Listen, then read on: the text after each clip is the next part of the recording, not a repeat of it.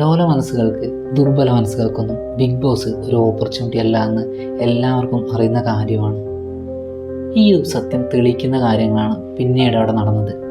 ഏകദേശം 4 ദിവസത്തിന് ശേഷം ഫസ്റ്റ് എവിക്ഷൻ ആ റിയാലിറ്റി ഷോയിൽ സംഭവിച്ചു. സിനിസ സവിജ എന്നായിരുന്നു അദ്ദേഹത്തിൻ്റെ പേര്.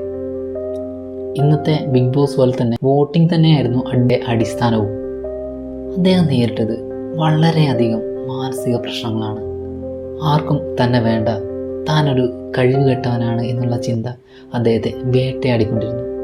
അങ്ങനെ 1 മാസങ്ങൾക്ക് ശേഷം അദ്ദേഹം ആത്മഹത്യ ചെയ്തു.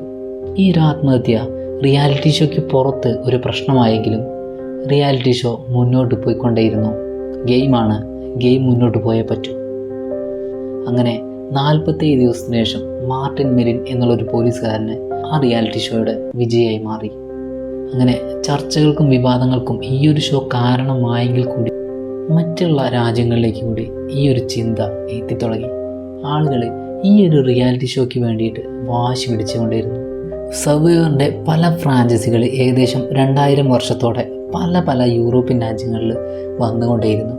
അങ്ങനെ സർവൈവർ ഉണ്ടാക്കി വെച്ച ഓളം തുടർന്നു പോകാനായിട്ട് 1999 നെതർലാൻഡ്സുകാർ കുറച്ചും കൂടെ ഒരു സോഷ്യലി ഒരു മാനിപ്പുലേഷൻ പരിപാടിയൊക്കെ ആയിട്ട് 1999 റിയാലിറ്റി ഷോ തുടങ്ങി. അതിൻ്റെ പേരായിരുന്നു ബിഗ് ബ്രദർ.